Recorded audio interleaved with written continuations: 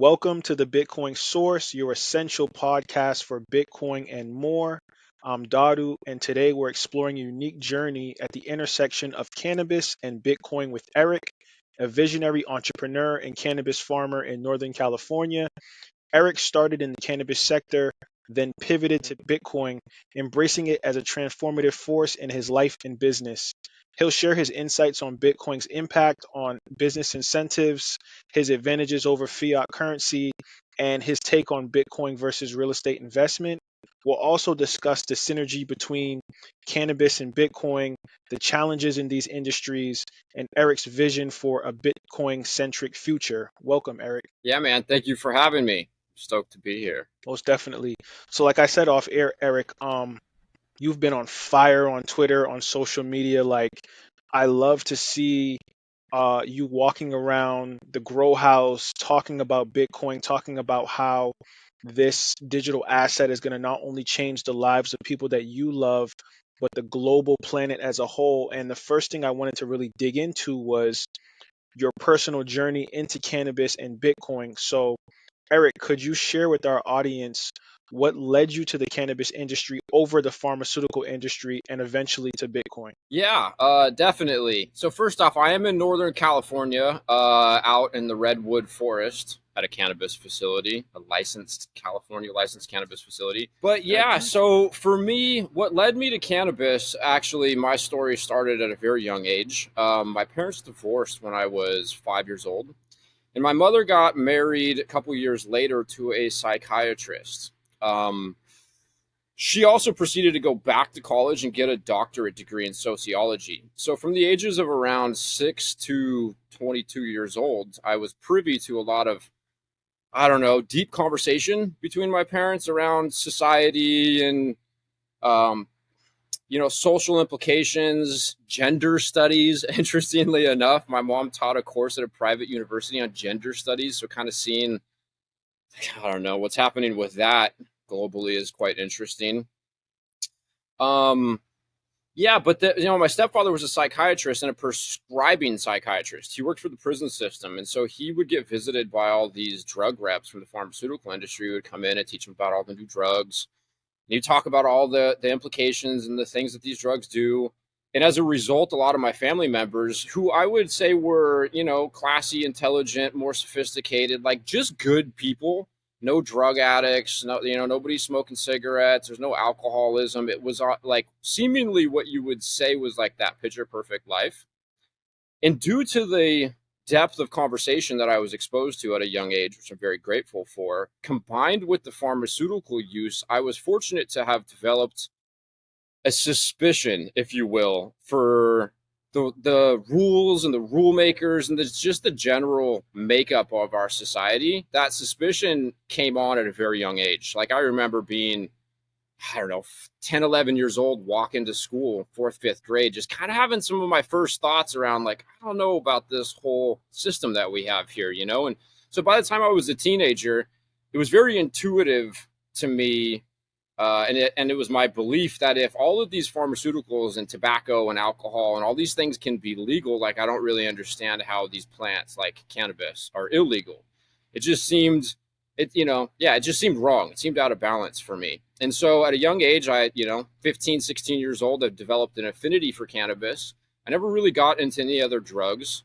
I did do some drinking throughout my 20s, which I don't drink anymore. I think that for me, the reason that I only consume cannabis as opposed to any other substances is that I think everything, what comes to mind is Nikola Tesla's famous quote: if you want to understand the secrets of the universe, you need to think in terms of energy, vibration, and frequency.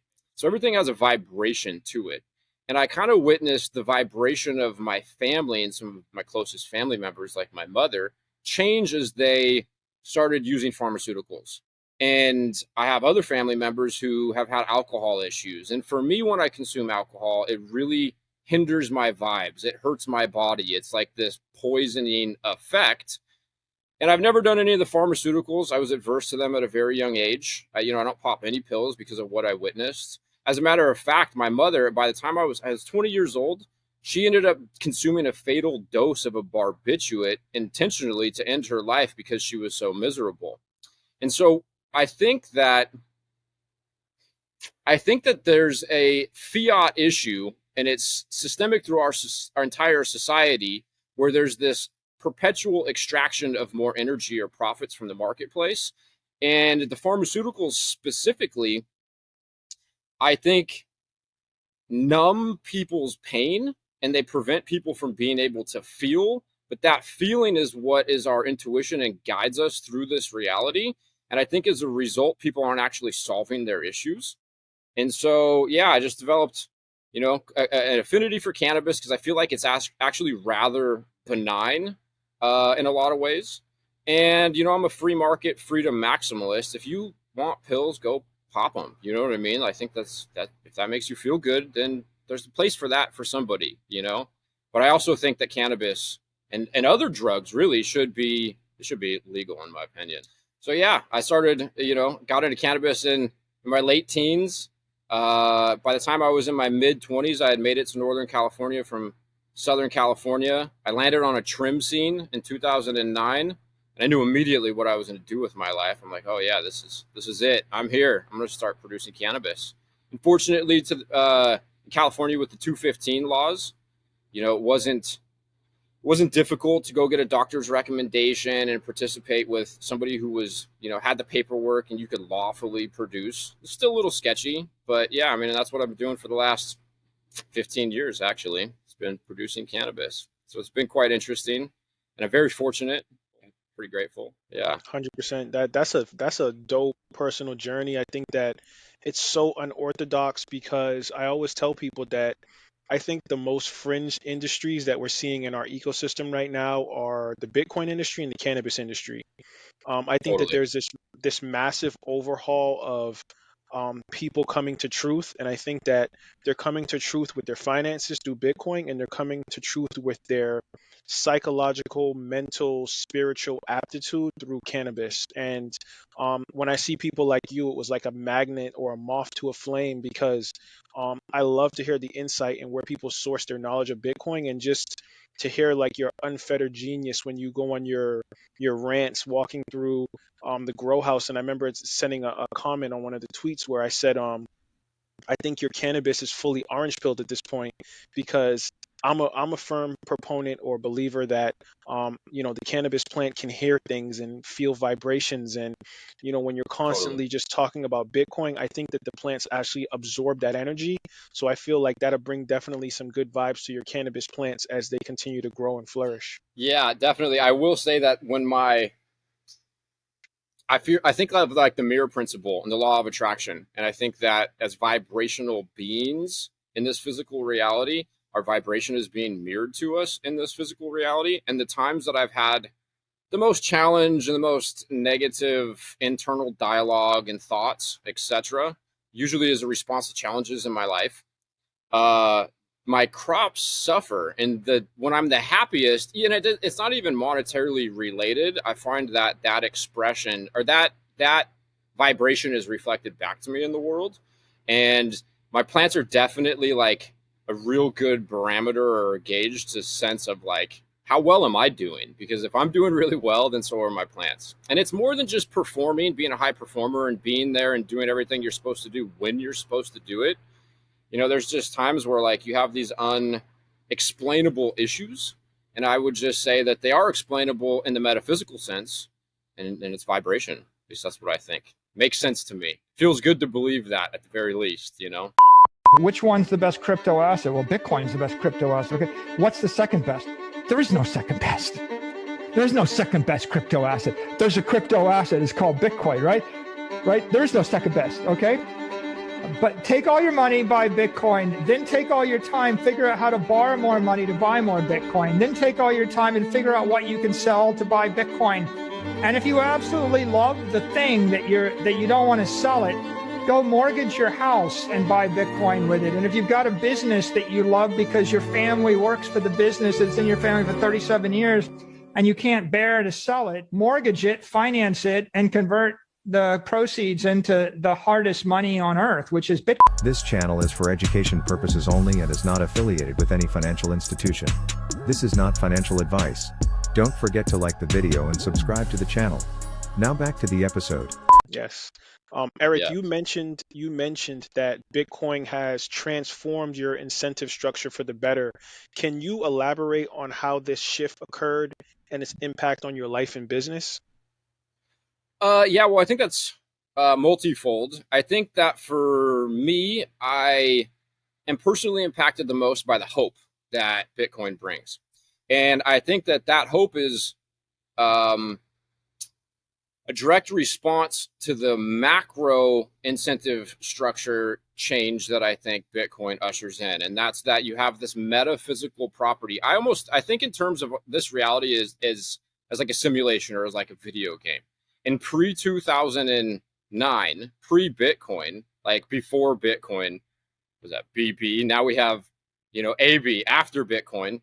You had this game theoretic fuckness because of the physicality of property. And that means that if you're a sociopath and you don't give a fuck, you'll just kill somebody and take their stuff. And then now you need a custodian. Well, now you have this honeypot. Now you have sociopaths who want to get in there and issue more certificates than what they have gold on reserve. And now you have the central authority that becomes a honeypot. And you have a systemic toxicity within the entire marketplace, which is the reality that we compete in over goods and resources for all of known history. And that conundrum, I think, creates this hopelessness. And like what comes to mind is the sailor says, like history is laden with people who did the right thing and essentially got killed and had their shit taken from them. And so as a result of this metaphysical property, that encourages a sociopath to, if you're sociopathic and you're willing to do the least to get the most, and that's the game theory in this reality, it's energy in, energy out. And so if the path of least resistance to get something is to take it, then there are going to be people who do that. And if there are people who are willing to do that, then you're at a game theoretic disadvantage if you're competing over the same resources as those people who are willing to do that. But I think deep down, most people, like 99+% of us, aren't interested in that. And we feel this, I don't know, disgustingness, even if there's the second and third order effects our behavior or causing some sort of negative effect to somebody. And so as a result of the metaphysical property of Bitcoin, if you want the Bitcoin, you have to have energy, you have to create a good or service, you have to trade with somebody. It's consensual exchange. And so due to that incentive, the inversion and incentive structure and how it incentivizes peace and decentivizes violence, which is the opposite of all of known history, that's super hopeful. In addition to in this energy leaking world, this deflationary world where there isn't a thermodynamically sound investment, you don't have a place to put your economic energy that holds all of it. So now you have to have this diversified portfolio. It creates this big conundrum. So it simplifies life and it makes it fair and it makes it hopeful. And it's just the fundamental principle of like, you kill me, you don't get my shit. Like if you want something from me, now you got to negotiate with me. And I think that that's a big deal. That's super inspirational. Actually, as a matter of fact, for me, I can say that I truly believe this is the most exciting time to live in all of history. Here we are. It's like Satoshi showed up and literally wrote a few lines of code and changed the fundamental fabric of our reality. It's a different world. We're playing a different game. And the beauty of it is that we're all playing the same game. The sociopaths were playing a different game. 99% of the people aren't interested in plunder. So I think the thing is so fascinating too. If you're sociopathic and you're willing to numb yourself to the shittiness of your behavior, I think you're even more predisposed to actually do the right thing to get the most if all you care about is getting the most. So that's what I think is so transformative about the inversion in the incentive structure. And it's going to permeate through our entire society. And I think it's starting to happen at a similar rate that like the hash rate is and what the price is likely to do. It's just incredible. And it's, dude, yeah, it's hope. It's fucking hope, man. It's a big deal. It's a huge deal. Yes. Bitcoin is definitely hope, and in the words of Napoleon, the reason most people fail instead of succeeding is that they trade what they want most for what they want at the moment. And I think that quote stands the test of time for people in the Bitcoin versus the fiat world. And you always harp and talk about how beneficial Bitcoin can be for changing your role as like this fiat currency slave that we've been kind of birthed into unconsciously because of the structures that has been laden before us for centuries. And you always talk about fiat money kind of eroding the monetary power while Bitcoin represents this deflationary force. So, could you explain the dichotomy of those new concepts to my audience? Yeah. So I think, I really align with Jeff Booth's work and his thesis. We live in a fundamentally a deflationary world. We produce more of everything we want for less. Supply is always meeting demand. And so Bitcoin allows that deflationary force to happen in a way that we all win from. And with fiat, you have the fundamental opposite.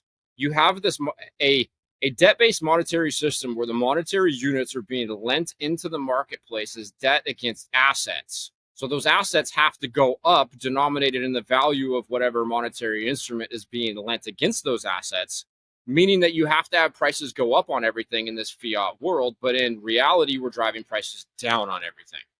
And so without Bitcoin, or a really just the most scarce, desirable, hypermobile, you know, uh, asset in the marketplace, we have a serious issue. And in pre-Bitcoin, you had to hedge yourself through hoarding all of these physical things or debt certificates that represented these physical things, or shares in companies that also just have a bunch of debt and they consolidate other companies. That's like there's this interesting thing where there's no solvency within this fiat system. And because of the fact that the prices are rising at a faster rate than everyone's wages are going up, you have real world wage deflation taking place.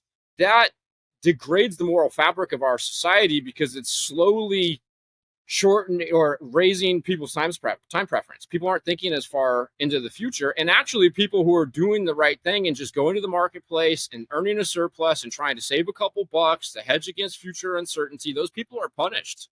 If they're not super savvy and they don't live in the right areas or have access to the right information, you're not investing. I think most people don't. Like, if someone told me at 19 years old, like, hey, look, they're debasing the currency, they're expanding the monetary system units by 7.5% a year on average, you're incentivized to take on debt, go short the dollar, it's a weak form of property, and go long a harder form of property. And you're going to create this feedback loop where you're basically going to get wealthy as a result of the debasement of the currency. But one of the things for me, though, that I will say, intuitively, this kind of goes back to my unique upbringing. I kind of felt that the TradFi industry and mortgages and becoming the quintillionaire, I had a suspicion and intuitive feeling that the second and third order effects of that are not good. And it's actually quite fascinating to be at this point in my life and looking at the world through the lens of Bitcoin. I can now explain mathematically, if you will, why I had a suspicion or intuitive issue against some of these things. And so, yeah, I think it's a big deal. It is a big deal, man. Yeah. I kind of want to expound a little bit more on this like real estate versus Bitcoin investment conversation, because I think that you have a lot of insight in that realm. And I wanted to talk to you about something I seen you rant about on Twitter, which was your view of buying a house. And I wanted to know, like, could you delve into the reasoning behind this perspective? And when I say that, I mean the real Bitcoiners, the real people that have Austrian economic backgrounds understand that a house is a depreciating asset compared to Bitcoin. So I would love for you to give my audience your take on why you think that that is actually a truth and a fact. Yeah. One of the things too, I think you get depreciation if you hold a house on your tax return, from what I understand. So that's the first thing that pops into mind, though. It is a depreciated asset, and I think the IRS knows they allow for depreciation and maintenance and whatnot. I could be wrong about that. I'm not a CPA. But anyways, what comes to mind is like Michael Saylor's work. He did a keynote speech at Bitcoin Prague, and it was the first one that he used slides. And those slides were fantastic. And he basically breaks down over the last 100 years the average annual expansion in monetary units of the dollar, 7.5%. And he compares that to real estate. On average, has been going up 7.5%. Beachfront real estate in Miami has appreciated at 7.5%. And so if you take a house, for example, that's paid for, and if it appreciates at 7.5%, and the dollar expands at 7.5%, but you have 1% in taxes, real estate taxes, 2% in some states. And you also have 1% annual maintenance cost on average to maintain your real estate because it's a physical asset. Well, you're really losing 2% if you have paid for real estate. So I think if I have $1 million in real estate, which I mean today that's 2 houses. So if I got 2 houses and they're paid for, I'm losing 2%. That's if I don't have a mortgage. I'm losing 2% of the value over 35 years. The half-life of that, or the half-life is 35 years. I lose half of the economic energy in 35 years holding that house. What's happening with houses is the same thing that's happening with cars. But we measure houses with another moving metric. It's 2 variables. It's like an algebraic equation full of nothing but variables. There isn't a constant. You can't make sense of anything. You can't say that the house is really appreciating at this rate if you're measuring it with another moving unit. So there's an optical illusion taking place. People think they're getting wealthier as they accrue dollar-denominated equity in their homes. There's an incentive to do that, though, because the banks can now loan money against that equity, and you can use that equity to go buy more houses. You create a feedback loop.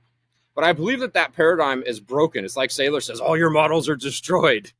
I think that Bitcoin breaks that because the Bitcoin's better collateral. I think that we're gonna be in a future real soon, in my opinion, where the banks are going to prefer to loan on Bitcoin than a house. If someone defaults on their mortgage, that house goes into foreclosure. You got to sell that house to people who want a house in that area at that time.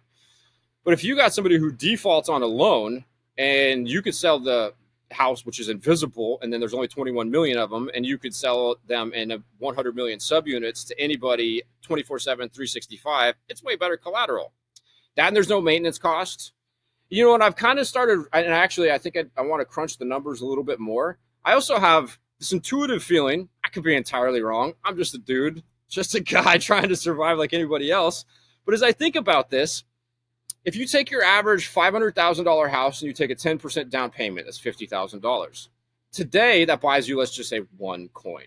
If you allocated that 50 grand to a Bitcoin and lived in a rental at $2,000 or $3,000 a month, I would argue that over the next foreseeable future, long time, that the appreciation on that 1 coin is going to exceed what you would have made on that house in addition to all the rent that you spent.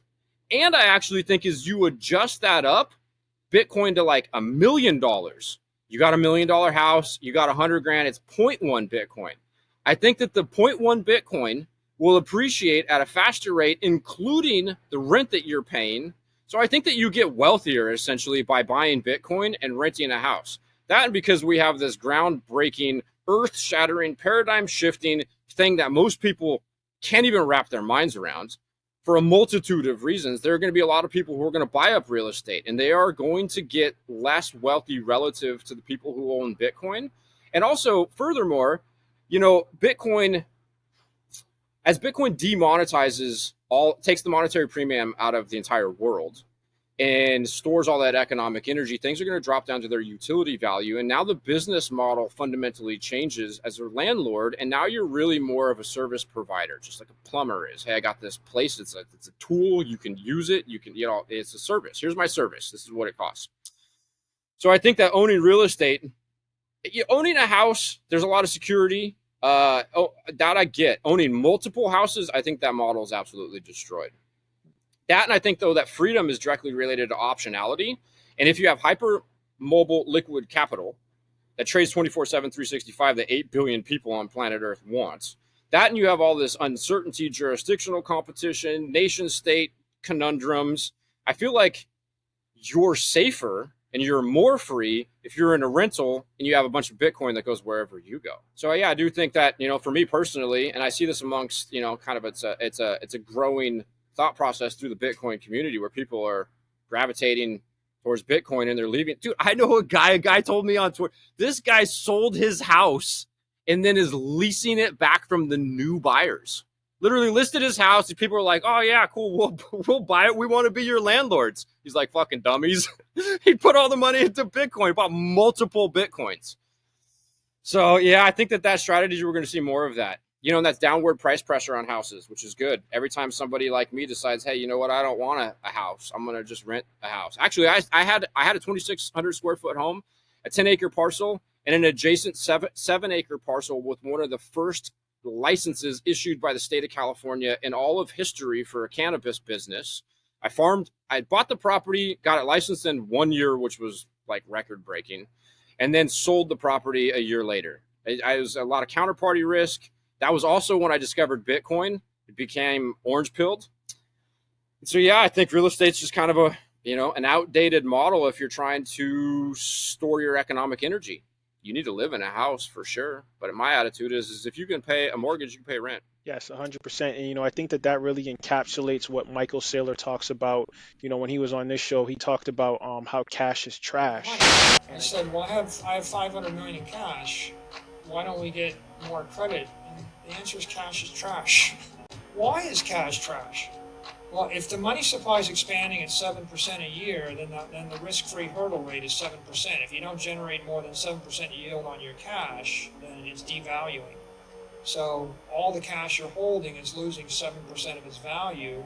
So now you have to put a forecast in place. At what rate will the money supply expand? If it expands at 20% a year, and you're going to generate zero in treasury yield, then you're looking at cutting your treasury purchasing power in half in 3.5 years. And I think that correlates a lot to the real estate investment realm and people trying to like flip houses and revamp them and sell them back on the market for a profit. I think that a lot of people are realizing that the housing bubble that we experienced in 08, 09, some of the issues with people just losing their jobs due to the pandemic and not being able to pay your mortgage, it's more incentivized to actually buy into Bitcoin, let it grow over time for the long term, and you'll make more of a profit on the Bitcoin than you would having your house appreciate in value and have, some runway there. So I 100% agree with you on that, Eric, that, for the people out there that are kind of like in this position where they don't know if they want to buy a home or rent a home. Of course, this isn't financial advice, but I think that listening to your conversations and other people's conversations in the space will definitely give people some foresight on like how they want to approach real estate going forward. Yeah, it was very liberating for me. I will say that 6 months ago, I had this epiphany moment where I thought, hold on, wait a second. I have this self-imposed pressure. I'm married. I have a kid. I plan on having more kids. And I had this idea that I needed to find a place where I was going to live and buy a house. And I really thought it through. And I realized that the reasons I want the house are I'm better off. And I achieve those goals by renting and holding Bitcoin. And as a result, there's this like huge pressure. It was this self-induced pressure where it was like, I needed to figure out where I was going to go. That's a lot of commitment, and dude, let's get real. If you're going to buy a house, like, don't you want one that's like a little nicer with some potential? Now you're going to, sink a bunch of money into it. Maybe I want to cook all my red meat on a Viking range or something, right? Like, I don't know. It's just your thought process starts to change. But if I'm renting and I have the hardest asset in known history, it's the hardest substance in the fucking universe, I'm willing to live in a place that's a lot less expensive. You're not committed. If I could just move next year, I don't have the same requirements. So it's been very liberating for me. 100%. And very liberating. I wanted to segue into something you just mentioned, talking about having those responsibilities as a husband and as a father. And I wanted to talk about Bitcoin for the future generations. So you acquiring Bitcoin for your children's future, I know, or your child's future, I should say, is something that is paramount for you. How do you foresee Bitcoin providing a more stable future for the next generation? Well, I think that's going to happen in a myriad of ways. The first thing that comes to mind is that I think fiat, the debt-based monetary system that we have, is essentially the most disrespectful fuck things that we could do to our future self and our future generations. We're essentially pulling from tomorrow's abundance and prosperity to bolster up today. We are shitifying tomorrow to make a better today. And I think that's a fundamentally despicable and disgraceful thing to do to our future selves and our future generations. And so by saving Bitcoin and projecting that Bitcoin into the future, it's offsetting that conundrum, that fuckedness. I also think that due to the metaphysical nature of Bitcoin and the incentive to peace, that just fundamentally rewires how our whole world operates. And people, I think that it defunds war. I think that people become much less prone to try to be deceitful towards each other. We have consensual exchange, much more value for value, as also as people's lives. See, in a fiat world, people's lives get harder every day, just slightly. You know, as a commodity producer, I have a extreme example or extreme version of this where I have actually dollar denominated wage deflation, where like people are getting more minimum wage every year, but their minimum wage or their wages are appreciating at a slower rate than their cost of living is going up. But as a commodity producer, in cannabis specifically, it's almost like the worst place to be in the marketplace.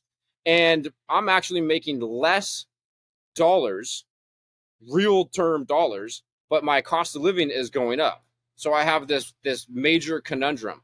And on a Bitcoin standard, my Bitcoin is appreciating at a fast enough rate that it's a hedge against that.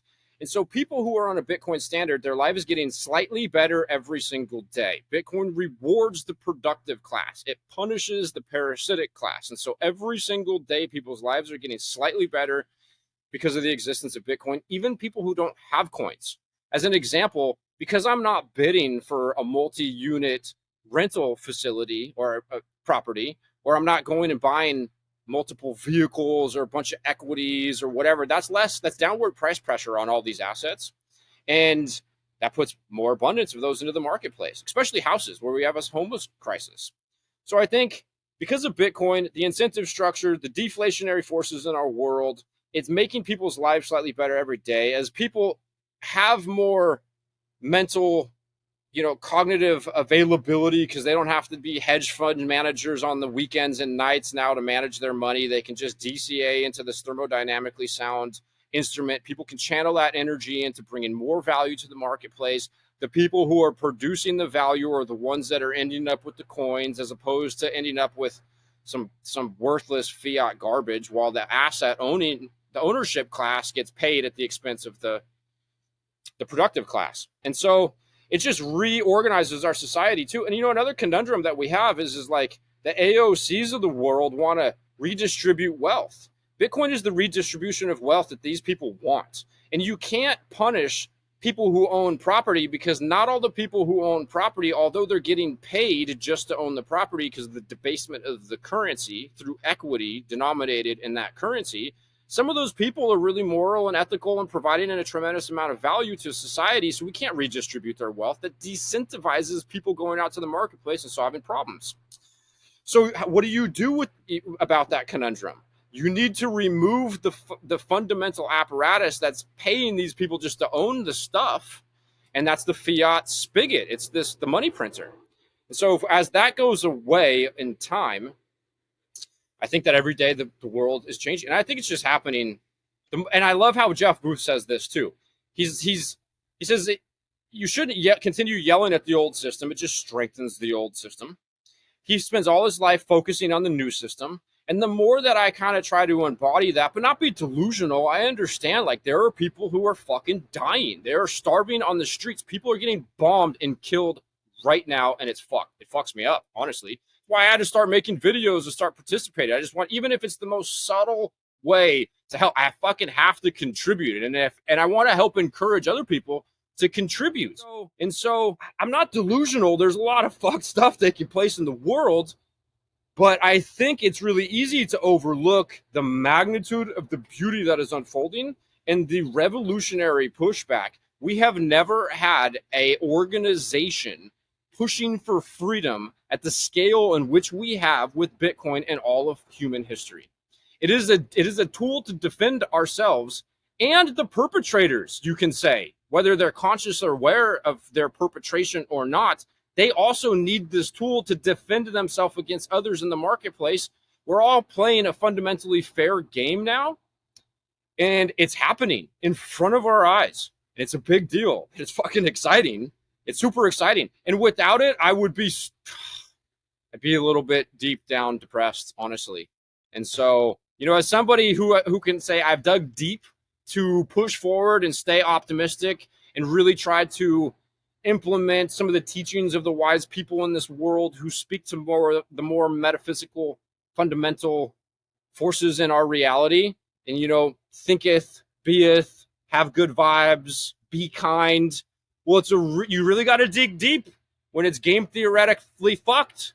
But now because of Bitcoin, you don't even have to dig deep. It's just like, this is easy. It's easy to be happy. This is a big deal. It's fair. We're cool. We can do this. We can do this, everybody. We're not going to blow the motherfucking planet up. We're all right. We calm down, right? You know, let's calm down. It's cool. We made it. We made it. It's a new world. So it's inspirational. It's exciting.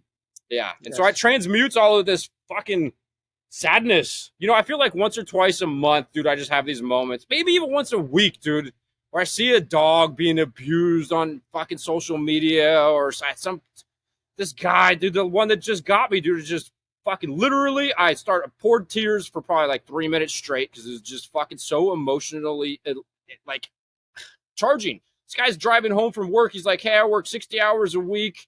My life is hard. And here's why I don't give up.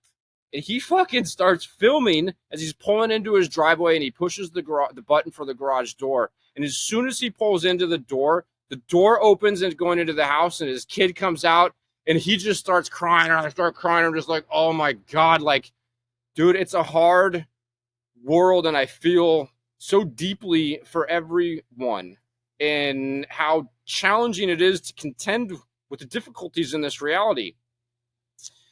And Bitcoin strengthens your resolve, but it quite literally gives you this, I don't know, it's, you know, Lowry's thesis comes to mind. I don't want to say it's a weapon of combat or it's like a tool of a weapon, but it is, in some sense, it's this instrument you can use in the marketplace, which is essentially this war zone where we're competing respectfully, and some people aren't, but, you know, over scarce goods and resources. And now that we have the scarcest thing in the marketplace is the money. Now that changes everything. It's, you know, Booth says it, where you have abundance of money, you create scarcity in goods and resources. And that's what we're coming out of. We're coming out of an area where people are hoarding goods and resources. And now where you have scarcity in money, you create abundance in goods and resources. And so, yeah, man.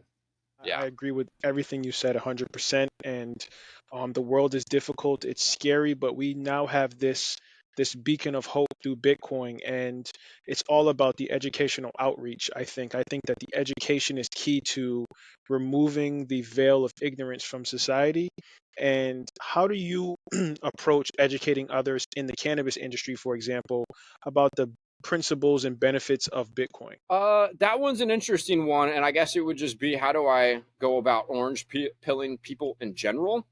And so I kind of have been thinking about this a little bit recently, and through the lens of Gabor Mate's work on trauma and addiction, and the way he speaks to trauma. It kind of, I look at the world and the pre-Bitcoin world and how traumatic all of known history has been due to the physicality of property and what I call the game theoretic fuckness.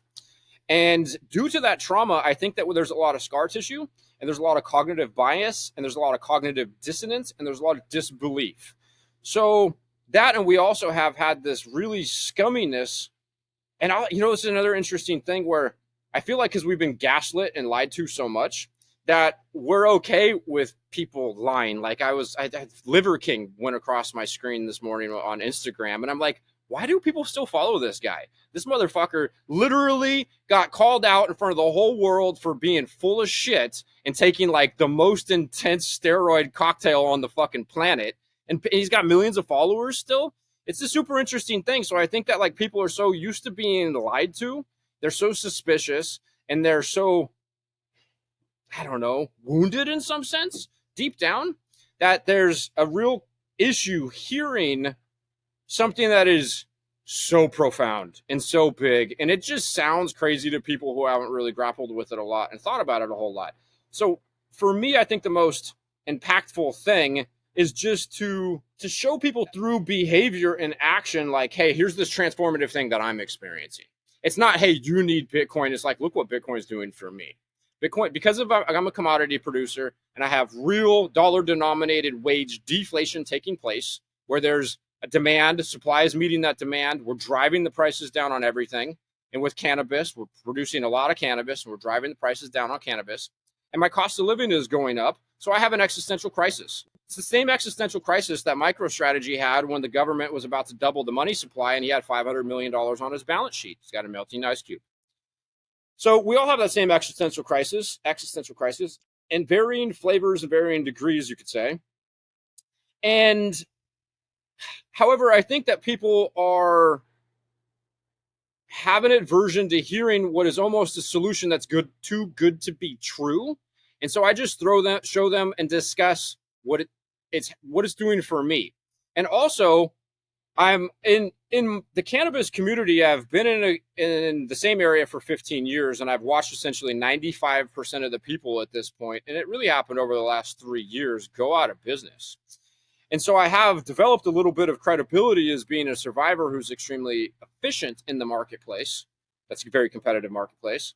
And so when I tell people that I live in a rental, I sold my farm, they understand that selling my farm, especially when I sold my farm, was the right move because the value of farms has dropped significantly since then. But when I tell them that all of my money, literally 100% of my money, minus what I need to pay my bills for the next month, 2 months, is all in Bitcoin, that's where I really get really?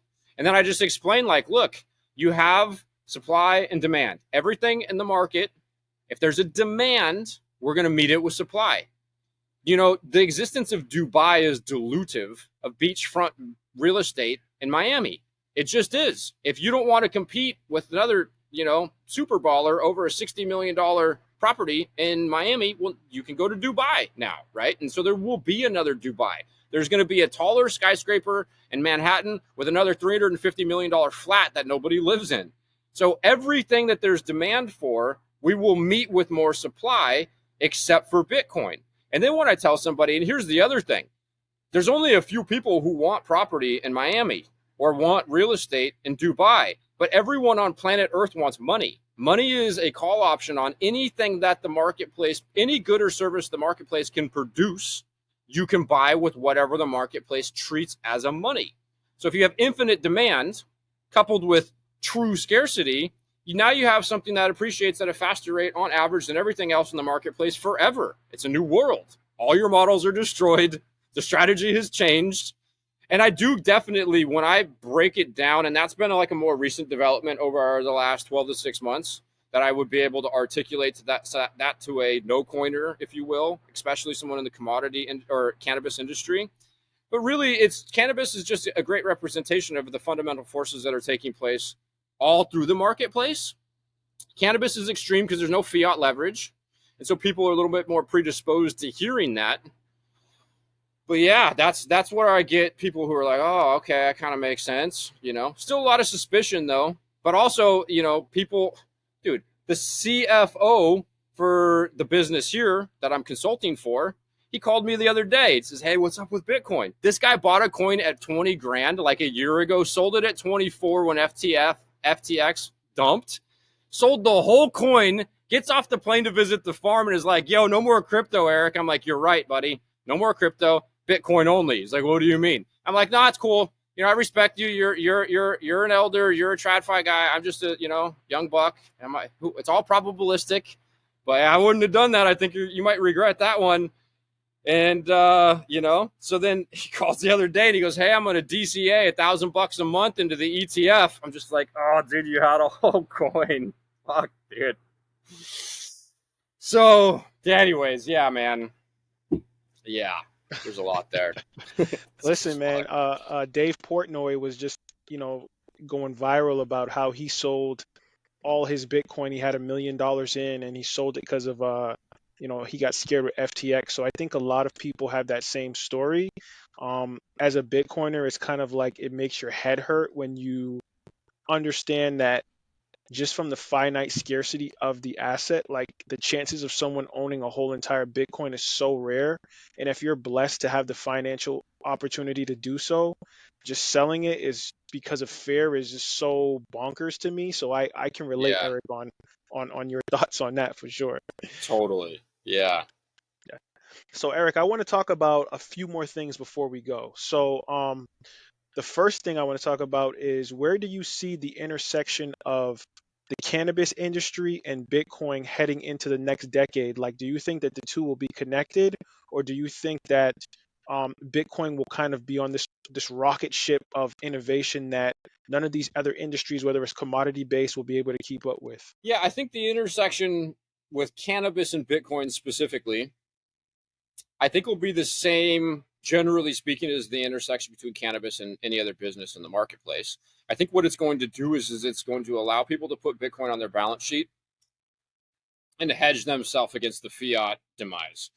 Um, I do think there's a lot of similarities between cannabis and Bitcoin, and the ethos is very similar. It is essentially, fuck you, I'm going to do what I believe is right, and you're not going to stop it. In some sly roundabout way, Bitcoin was introduced, and it's now the Trojan horse of freedom, and the game theory is there, and they got to let it in. And with cannabis, it's a seed, it's a plant. How do you stop somebody from growing this plant? And so since the reefer madness era, hundreds of millions of people through history here in the States have consumed it, sold it, grown it, whatever. And so you can't stop something that the market wants. And the market wants an herb that makes you feel good and heals cancer and whatever, or it provides a recreational time that good feeling that you want or don't want, whatever. And then the market also wants fair and ethical money and a fair and ethical asset. And so you can't stop that. I think that there's two similarities that are taking place also with Bitcoin and cannabis, where the existential fiat crisis, it is this interesting Trojan horse where the paradigm or the powers, the construct that would fight these two forces because it's a threat to their hegemony, if you will. They also need it. They need the revenue from cannabis. Cannabis is this enormous cash-based business, and there's an extreme amount of black market activity going throughout the whole entire country because you can't stop this. And then so where you have a large incentive or a large margin, you have a large incentive for entrepreneurs to produce that product. And the government needs the money. That, and they need to digitize the current I think there's like a war on cash, some people would say, but they want to get rid of cash and bring people into the bank so that they can track what's happening. And it's the same thing with Bitcoin. They need to bring Bitcoin in because of the number go up technology. I'm going to say that they're going to start lending against Bitcoin because they also need another asset to lend liquidity into the marketplace with. And like with cannabis, they need another stream of tax revenue. See, the government has the same existential crisis that we have. Problem is that they're creating it for themselves, and every time they print a dollar, their cost goes up as well. So we all have the same existential crisis, and we need to bring Bitcoin in as a treasury reserve asset.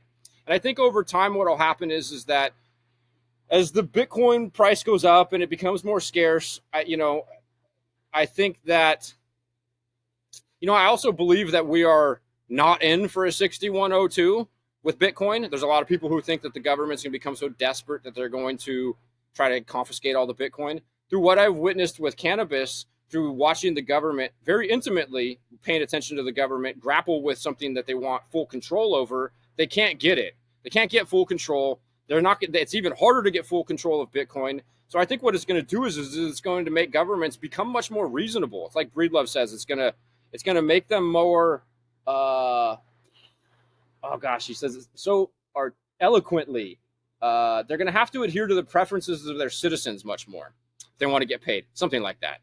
And so, yeah, I think that there's a lot there. Cannabis is an extreme commodity though, but like every good and service is being commoditized in some sense, where if you have a big margin, entrepreneurs are going to go into that sector of the marketplace. They're going to up the supply relative to the demand. It's going to drop the margin.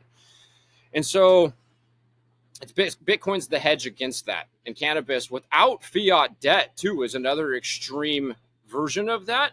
And then with legalization coming on a national level, which I think we can all agree the cat's out of the bag, it's coming. There's going to be a tidal wave of liquidity, funny money, just newly printed money that's going to allow these mega corporations to have limitless capex plus the limitless operating expense to drive the cost of cannabis down below its variable or marginal cost of production and sell it at a loss because they'll have the capital to do so. And it'll further consolidate the industry.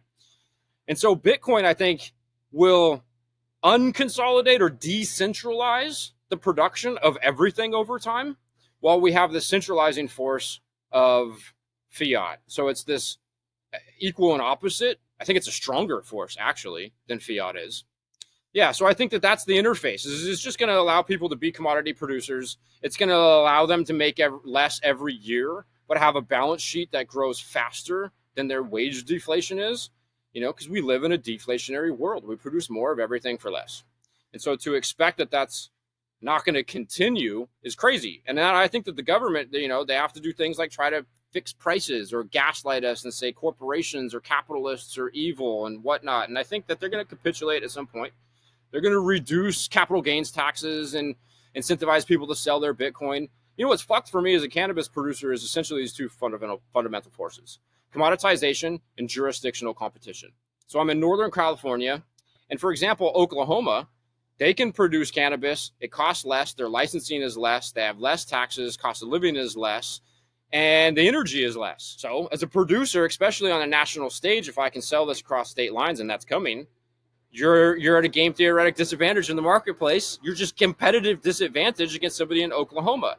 So those two forces are making my life harder as a cannabis / commodity producer. But those two forces are also what makes my Bitcoin fucking shred. And also further empowers me, and it hedges me against uncertainty or sociopathic tyrannical, overreach. Hey, California, too much tax. Dude, someone just sent me a link the other day. California is starting to figure out how to implement an exit tax. So it's like, oh shit. The first thing I thought is all right, I got 12 months. Dude, people are just going to leave. Sailor talks about it. Somewhere in Europe, I forget where it is. It doesn't matter. There's this yacht harbor. Super ballers come in. They buy all these supplies. They fill up their yachts. They do their things. There's all this commerce. The local politicians, they spend more than they should. They're fiscally irresponsible. They think to themselves, let's put in together some sort of a tax on all these yachts.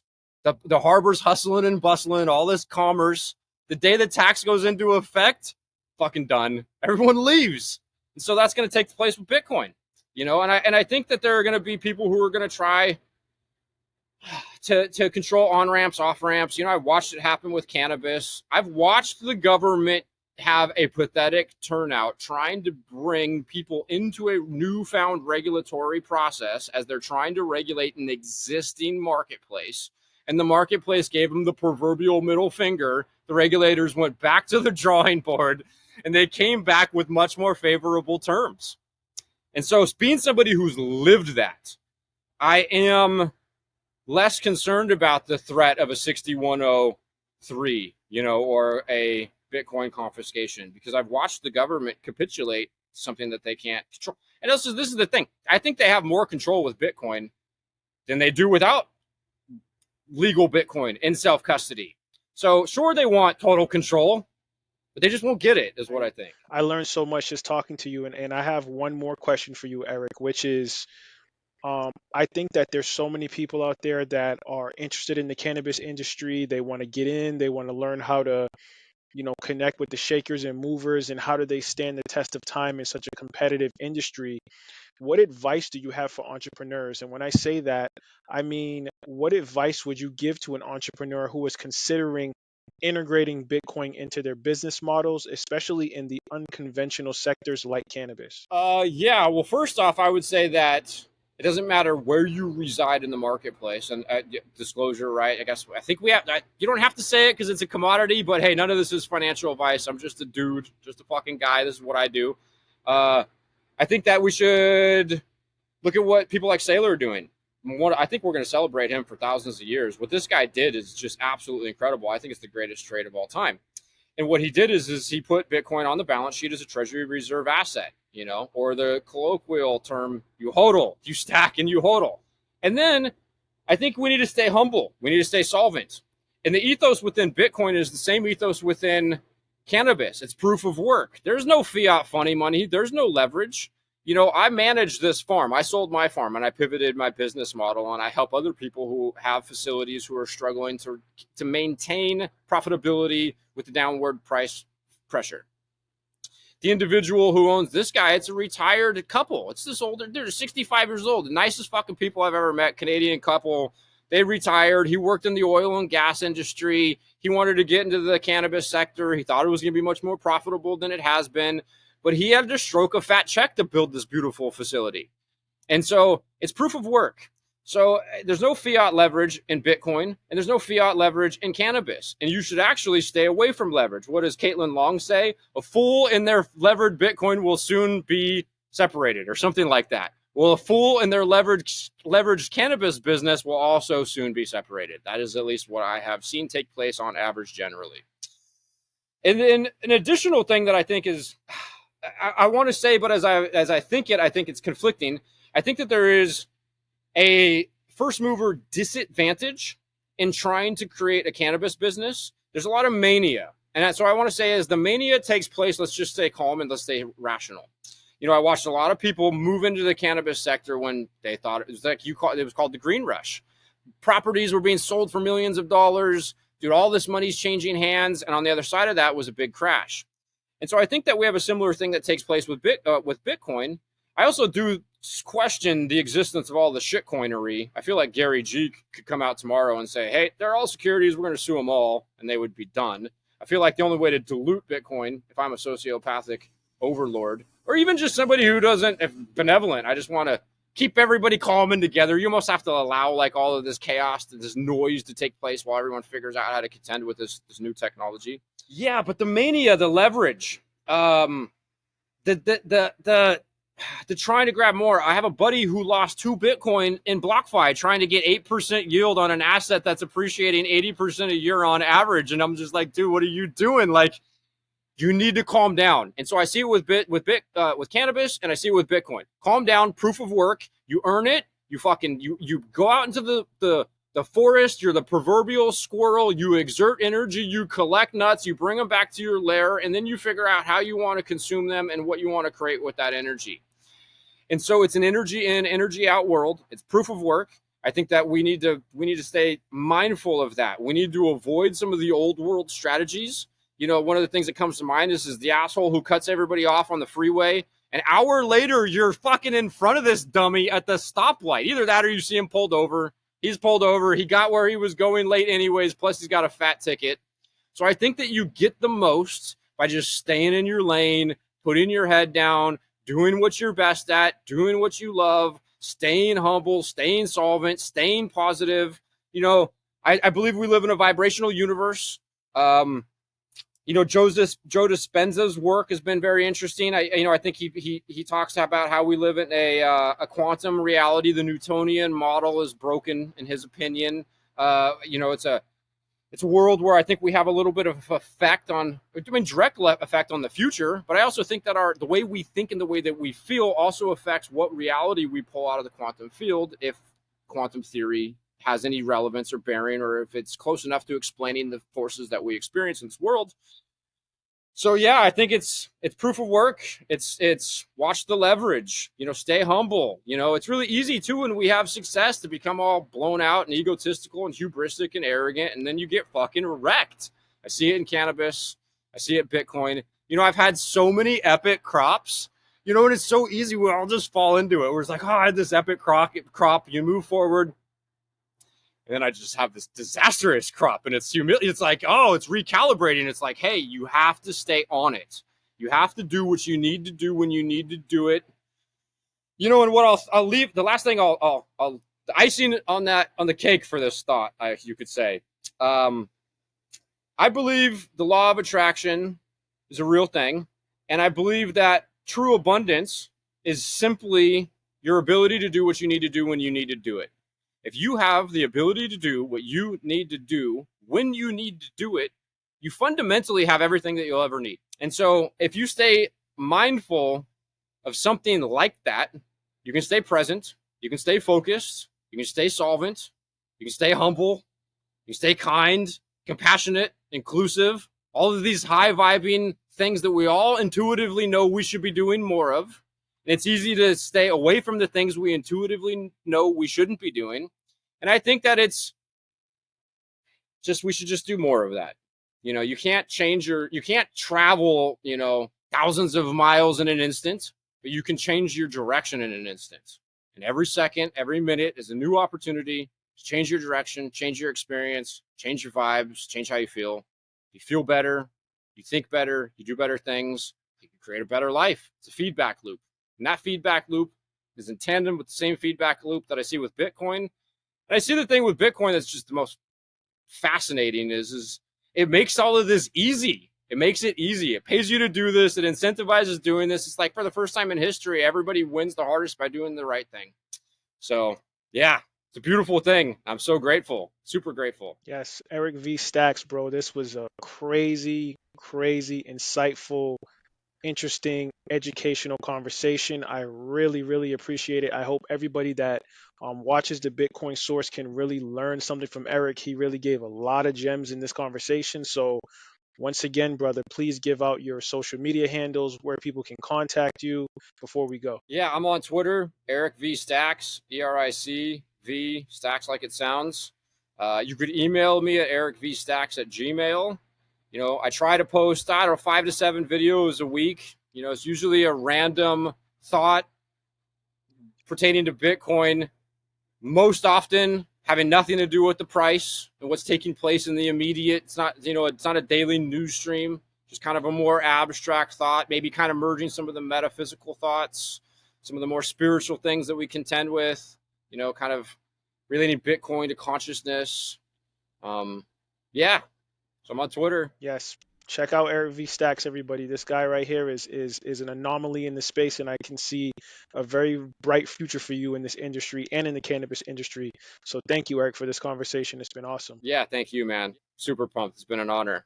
Enjoyed it.